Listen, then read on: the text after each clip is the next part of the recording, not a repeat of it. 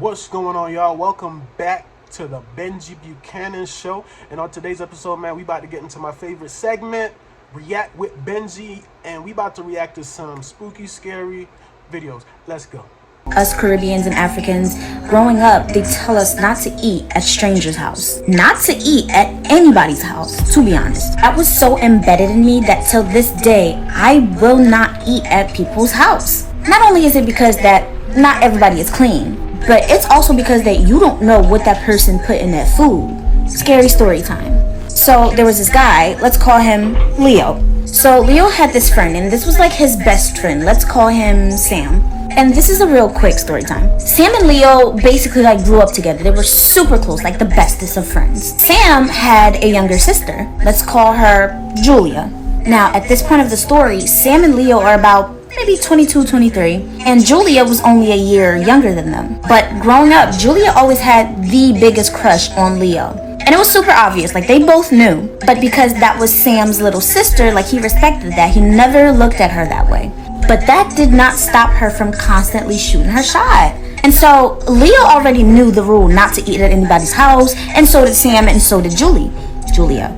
But they are like family, so eating at their house was like a normal thing. So anyways, one day they had a little get together, like game night type of thing at their house, at Julie and Sam's house. You know, I keep saying Julie, so we're just gonna say Julie. And so Julie got really drunk and finally like outright confessed her love for Leo, like in front of everybody.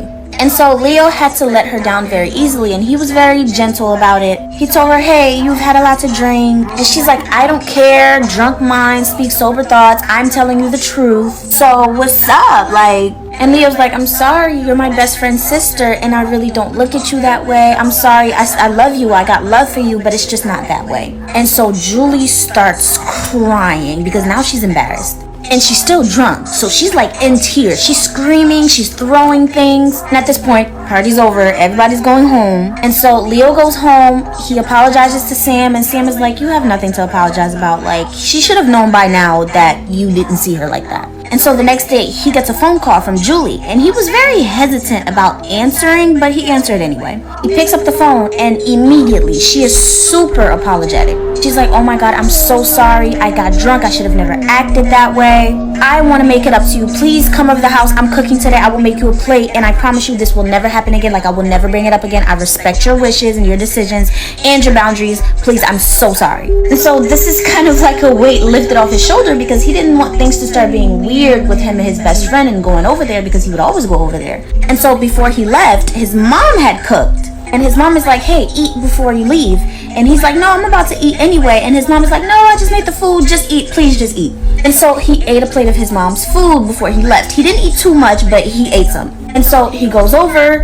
Indeed, she cooked. Everybody's eating. And she makes him a plate. She is super apologetic still. And he took the plate, but then they all started to have a very good conversation, and he didn't really eat. And so he explained that he ate before he came, but he will pack the food and take it with him. She's like, no, I think you should eat now. Just eat it now. You know, I made a lot of effort. I really just want to apologize, blah, blah, blah. And he's like, no worries. I will eat it as soon as I get home. I promise. And she was really trying to convince him to eat it, but it didn't really work. So she packs it for him and he goes home. So he gets home, he puts the food down, and he go checks on his mom, and his mom is taking a nap. And so he checks on her and he closes the door, and the noise from the door closing wakes his mom up. And she wakes up freaking out. She's like, oh my God, my son, I'm so glad you're home. I just had this terrible dream about you. She had a dream that he was sinking into the ground and she couldn't save him. And he was screaming for help, for her to help him, I mean. And that's when like she woke up. And he's like, no, Ma, I'm fine. I just came from, Sam's house. Julie had made me some food. And so he finally explained to her what happened the night before. And immediately she's like, don't eat that food. He's like, what do you mean? Like, everybody ate the food. And she's like, did she make your plate? He's like, yeah. And she's like, do not touch that food. I don't know what it is, but I can feel that you're not supposed to eat that food. As a matter of fact, bring the food to me. And so that's what he did. He brought the food to his mom. And his mom is like, if I'm right, I don't ever want you to go over there anymore. I'm not saying don't be friends with Sam anymore, but you need to cut ties with his sister. He just like brushes her off like, yeah, she always talking. However, less than 2 hours later, his mom calls him to her room. And lo and behold, the plate of food that was freshly made that day was full of maggots, bugs, flies, any type of critters that you can think of. The food was full of it. Now, this would be normal had it been food that was left out for days. But this food was cooked a few hours before. Mom was like, that girl tried to get you. There's a specific reason why. Wow. Okay, that was crazy. That was crazy, right? So, I already know from my spiritual studies that you're not supposed to eat from people, right? Certain people. In the Bible, it even says, like, matter of fact, let me find it for y'all really quick.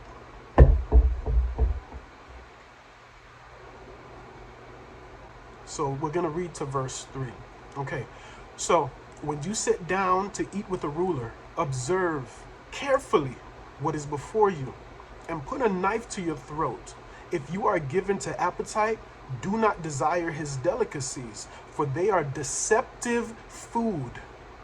Deceptive food. And that is a spiritual principle. That is a spiritual principle, which means, now, from a dream perspective, because I'm a big dreamer, a lot of times when I'm in like fasting and prayer sessions and whatnot, a lot of times somebody will come up to you and just give you a drink or give you a plate of food or just give you a random thing to eat. And by you eating that, you come into covenant with whatever they desire for your life, whether it be good. Well, it's not good, because just like this story we just read, it could be that the man, the woman or a man, right, could want you in ways that you don't want them. So they're going to do things. They're going to put things in your food. For instance, we know about that spaghetti stuff, right? Where women put their menstrual into the sauce, and because of that, it causes you to become like madly in love with her or whatever. And that's what happened to Raven Simone. She said it, that her wife put that stuff in her food, and they just laughed about it. And I'm like, wow, like, so this woman put a curse on you to make you be in love with her and stuff, and you're just laughing about it, right? You're just laughing about it. You're not like wondering like, yo, whoa, what? Well, if she did that, what else did she do? And at the end of the day, it shouldn't even be she and she. And I'm speaking from a godly perspective, bro. Both of those women have their husbands sitting out there somewhere, but they may never find them. You know why? Because they're comfortable in the lifestyle they're living. You feel me? Like, I've had instances of where like random people, like, they showed me their back as they're like going into a building, and she randomly threw, it was like a red bead or something like that, and I ate it. And I woke up and I'm like, what did you just do, bruh?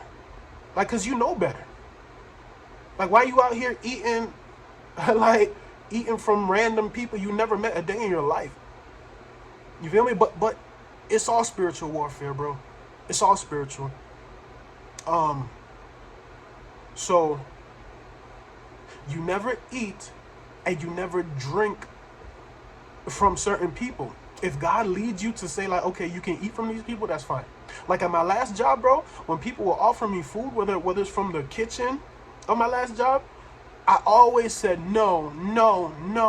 Like, of course, respectfully, right? Or I would just take the plate and put it down, and when we close, I would throw it away. Watch this.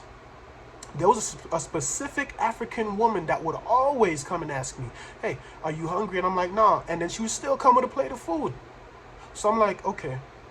So one day now, just like the Bible says, I became desirous of her dainties, right? The food that was before me. And I didn't put a knife to my throat because I was given to hunger in the moment, right?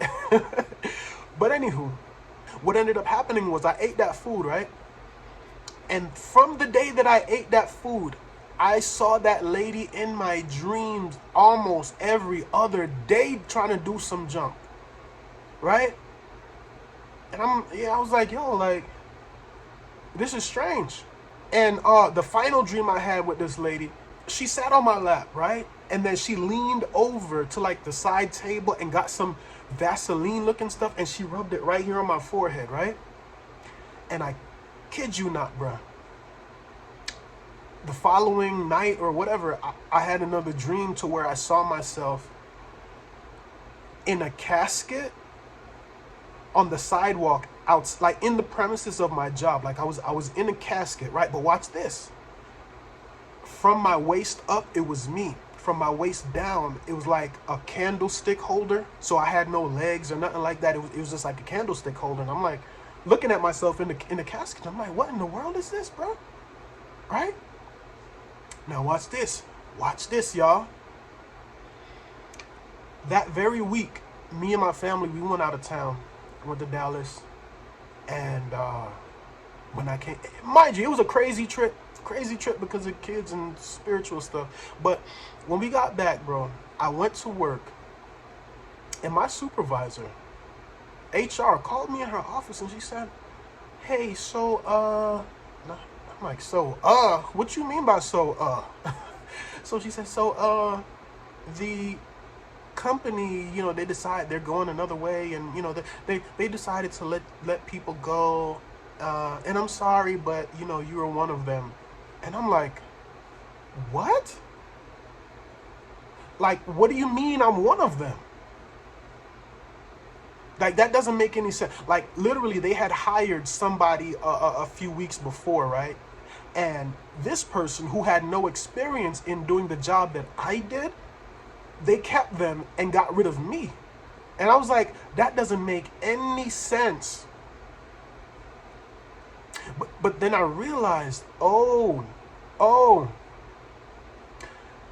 witchcraft. I had eaten the king's dainties. I didn't put that knife to my throat. So therefore, because of that, this woman was able to bring her curses, was able to cause me to get pushed out of the business. But guess what? Sometime later, I went back, right? And when I was there for my orientation, now this was for a different position. This was like maybe like, if not the same year, maybe like a year later, I went back for like a maintenance position, right? And I'm on the computer, and out the corner of my eye, out my peripheral, this lady was on the phone, and then she was just walking, and she just happened to look over, and she's like, she did just like that. And then she went outside, and she's in the window, and she's looking like, is that him? Is that him? And I'm like, I didn't look at her, I didn't pay her no attention, but I'm like, yes, me. But it's not the me that wasn't spiritually aware the last time we did this dance. You feel me? I did my job. I stopped eating from people, stopped desiring their foods, because you don't know what type of curses people put over these foods to get your glory, your blessing, your destiny, your purpose, whatever the case may be. You don't know, right? So I worked there for like maybe like a year, another year or so, and I moved to a different job. And I kid you not, who did I see? Same lady walking around with her mom, just looking at me, and I'm like, oh, hey, just looking at her like, what? Like, we here, bruh. Like what's the deal, you know? So the point is, you gotta be careful who you eat from. You gotta, and y'all gotta begin to pray over your food, because you don't know who is out there. These people are evil, bro. They will destroy your life just to build themselves up. You can't be eating from everybody. You can't eat from nobody, especially in your dreams. Okay? You can't. All Caribbean and African people know these things, but here in America, it's taking time for people to come to these understandings. Like, yo, the spiritual world is real. The spiritual things are real. Like, all the things that we have now, bro, was there for us before the foundation of the earth. Everything God had planned for our lives was there. Like, it's written and put on the bookshelf in heaven for whatever I'm supposed to be, whatever y'all are supposed to be. It's there, right? And the enemy, he sees things on your life, and this is why the enemy sends witches and wizards and warlocks to come and try to mess up your life, you know, because they want your blessings. They want to use it for their demonic kingdom. They want to use it for their advancement. So yeah, like homegirl said in this video, you cannot eat from nobody. pray over your food. Pray over your family. Y'all can't just be eating. Y'all have to pray. Y'all have to pray. But look, like I always say though, if you don't know Jesus and want to know Jesus and want to secure a spot in eternity, simply believe in your heart and confess with your mouth that Jesus Christ is Lord. He died and was risen on the third day, and then he ascended to heaven to sit on the right hand of the Father on his throne, and you will be saved, and your name will be written in the Lamb's book of life. So come out of the world, come out from among the dead. They don't really care about you. Because when you die in your sins and outside of God, there is an eternal torment and punishment called Hell, hell. That's waiting. You don't want to go there. It's hot. You don't want to go there. I'm trying to tell you, you don't want to go there. But anyways, listen, like I always say, man, get out your flesh and get in the spirit. God bless. Peace.